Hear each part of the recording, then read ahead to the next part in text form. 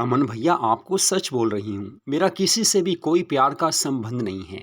बस यार दिल करता ही नहीं क्योंकि लोग धोखेबाज होते हैं, सब वही चाहते हैं। लेकिन सच बोलूँ, मैं आपसे प्यार करती हूँ क्योंकि आप मेरी केयर करोगे मुझे पता है। तो दोस्तों मधु लव स्टोरीज चैनल पर ये कहानी आप सुन रहे हैं। मेरी बहन की ये प्यारी कहानी है, यानी कि भाई बहन की ये प्यारी कहानी है। मेरी बहन का नाम निधि है, मेरा नाम अमन है। मेरी छोटी बहन दिल्ली में पढ़ती थी। वैसे हम करनाल में रहते हैं, लेकिन वो दिल्ली में रहती थी। वो हॉस्टल में रहती थी। तो वैसे मैं भी अपने घर पर कम ही होता था। मुझे अपनी जॉब के सिलसिले में चंडीगढ़ में रहना पड़ता था, यानी कि हमारा घर करनाल में था, वहाँ मम्मी पापा ही रहते थे। मैं चंडीगढ़ में था और मेरी बहन जो कि काफ़ी प्यारी है, निधि, वो दिल्ली में रहती थी। लेकिन हम दोनों का मेल जोल कभी कभी ही होता था। मैं अपनी जॉब में बिजी रहता था, वो अपनी स्टडी में बिजी रहती थी। हम दोनों कभी कम ही घर पर मिलते थे। जब वो आती थी मैं नहीं होता था, जब मैं आता था वो नहीं होती थी।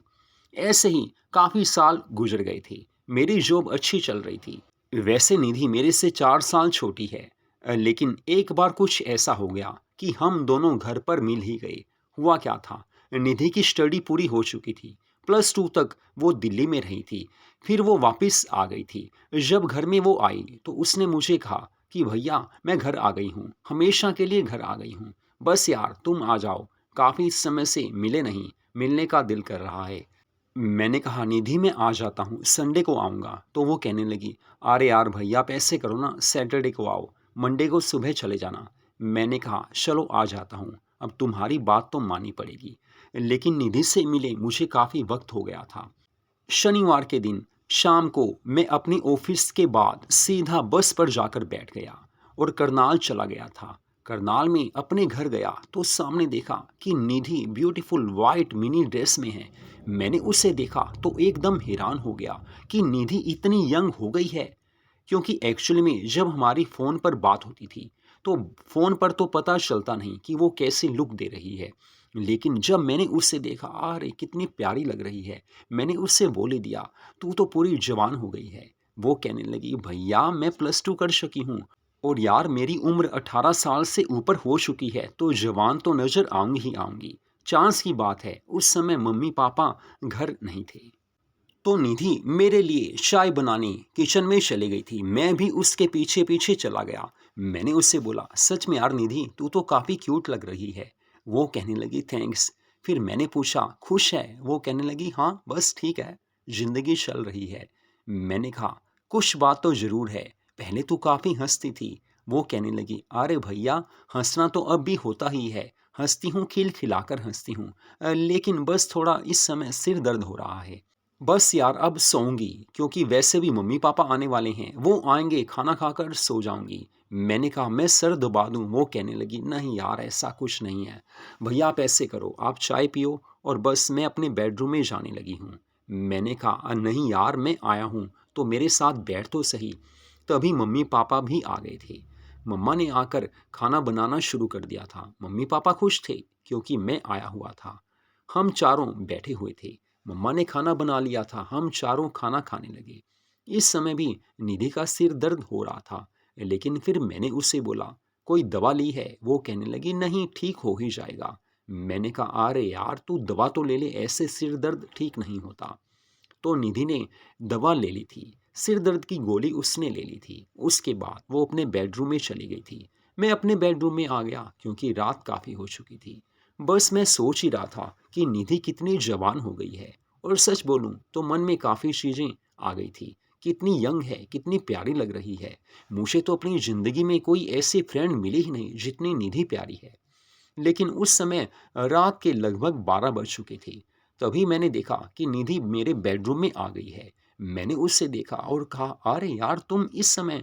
वो कहने लगी क्यों आ नहीं सकती? मैंने कहा अरे नहीं यार ऐसे नहीं बोल रहा, तू बोल रही थी ना कि सिर दर्द हो रहा है। लेकिन उस समय निधि ने नाइटी डाली हुई थी, वो काफ़ी क्यूट लग रही थी। मैंने उससे कहा बैठ यार।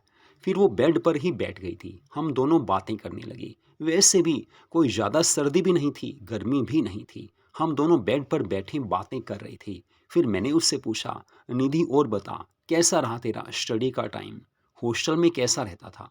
वो कहने लगी, बस भैया ठीक ही था, लेकिन मुझे बस ऐसा ही वहाँ पर फ़ील होता था, अकेलापन-सा महसूस होता था। तो मैंने कहा, सच बोलना यार निधि, तू काफ़ी प्यारी है, काफ़ी ज़्यादा मस्त है।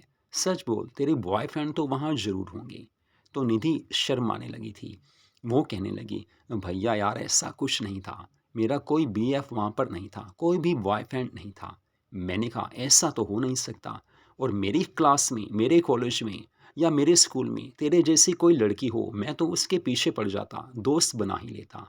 तो निधि कहने लगी, अच्छा भैया, मुझे तो आज पता चला कि आप भी लड़कियों के दीवाने हैं। मैंने कहा, अरे यार, मैं तो उस समय की बात कर रहा हूँ जब मैं कॉलेज टाइम में था। हाँ, उस समय काफ़ी लड़कियों से बात होती थी। प्यार तो किसी से हुआ नहीं, क्योंकि मुझे जैसी लड़की चाहिए थी वो मुझे मिली ही नहीं। तो निधि कहने लगी, अच्छा भैया, आपको कैसी लड़की चाहिए? बस मेरे मुंह से निकल गया, मुझे तो तेरे जैसी फ्रेंड चाहिए थी, तेरे जैसी गर्लफ्रेंड।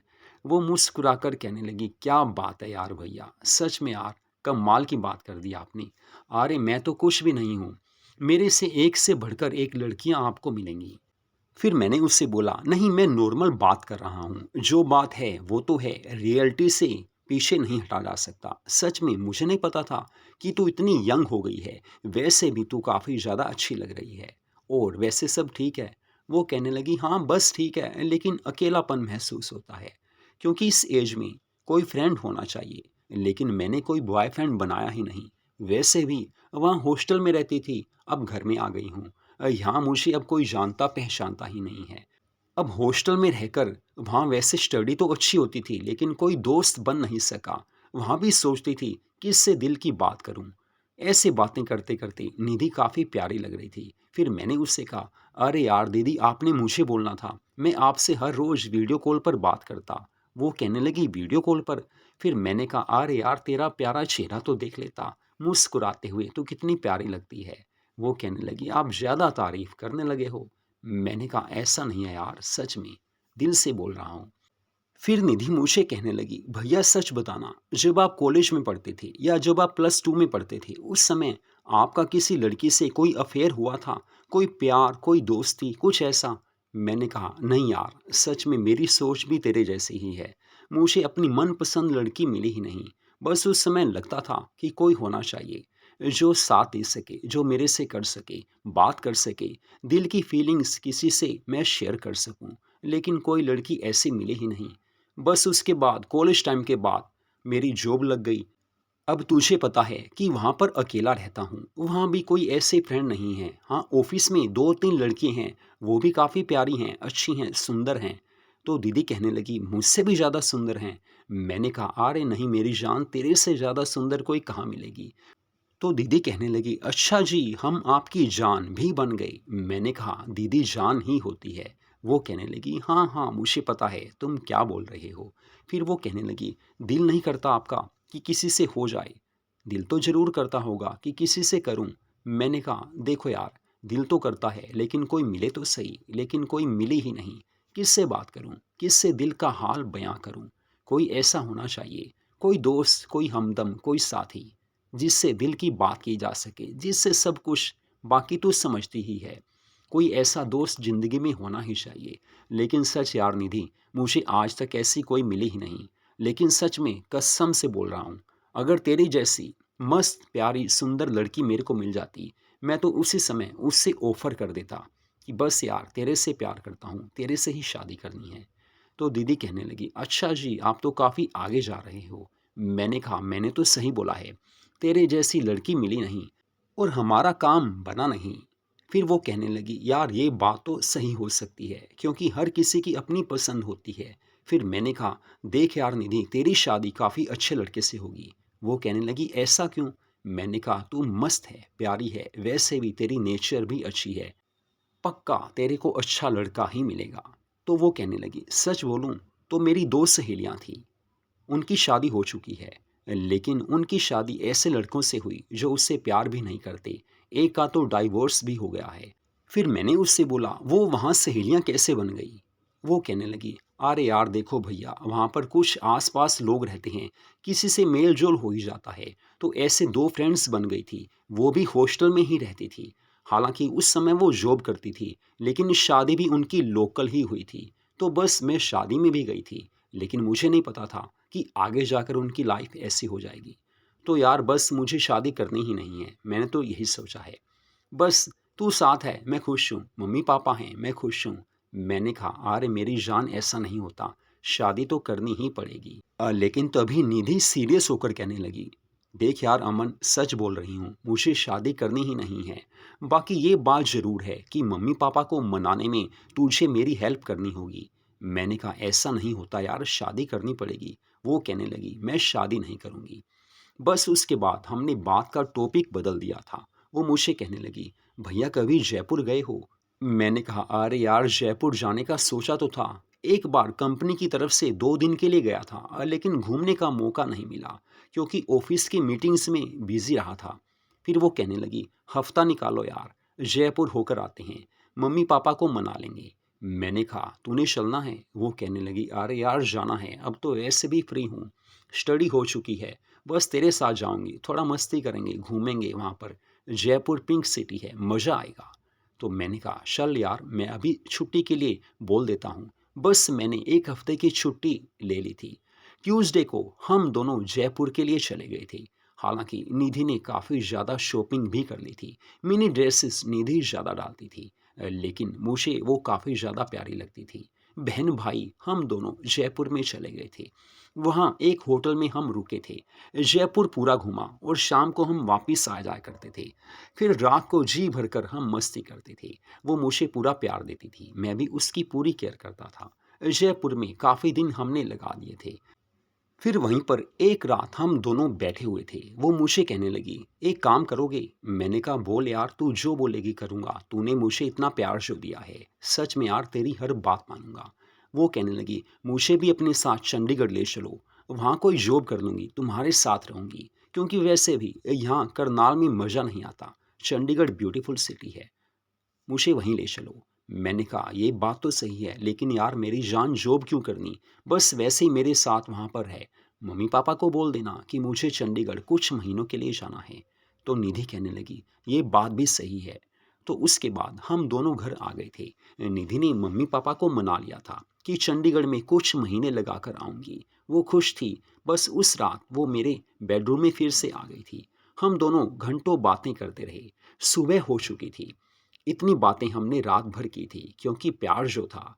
बस अगली सुबह हम दोनों चंडीगढ़ आ गए थे। अब हम दोनों साथ ही रहते हैं। निधि को पूरा चंडीगढ़ मैंने घुमा दिया है, लेकिन मैं उससे काफ़ी प्यार करता हूँ। दीदी से प्यार होना ही चाहिए और मुझे पता है कि वो शादी नहीं करेगी क्योंकि वो ज़िद्दी स्वभाव की है, लेकिन मैं उसकी पूरी केयर करता हूँ। तो दोस्तों, भाई बहन में प्यार होना चाहिए। एक इंसानियत का रिश्ता, एक रिश्ता ऐसा कि जिसके ऊपर कोई रिश्ता माना नहीं जा सकता। लेकिन हम दोनों खुश हैं। बस वहीं रहकर हम अपनी ज़िंदगी मस्ती से जी रहे हैं। बीच-बीच में मम्मी पापा को हम मिलने चले जाते हैं, क्योंकि चंडीगढ़ से करनाल ज़्यादा दूर तो नहीं है। कई बार मम्मी पापा भी हमें चंडीगढ़ मिलने आ जाते हैं। लेकिन मैं खुश हूँ, निधि मेरे साथ रहती है। हम दोनों को एक ऐसा सहारा मिल गया है, एक ऐसा दोस्त मिला है जो एक दूसरे की ज़रूरतों को पूरा कर देता है। मुझे भी अपने दिल की बातें किसी से शेयर करनी होती थी, उसे भी ऐसा ही लगता था। तो हम दोनों का काम बन चुका था, हम दोनों साथ ही रहते हैं। तो मधु लव स्टोरीज चैनल पर इस कहानी को आपने सुना। ऐसी कहानियों को सुनने के लिए हमारे चैनल को सब्सक्राइब जरूर कीजिए, क्योंकि हर रोज़ हमारे चैनल पर आपको रोमांटिक कहानी सुनने को मिला करती है।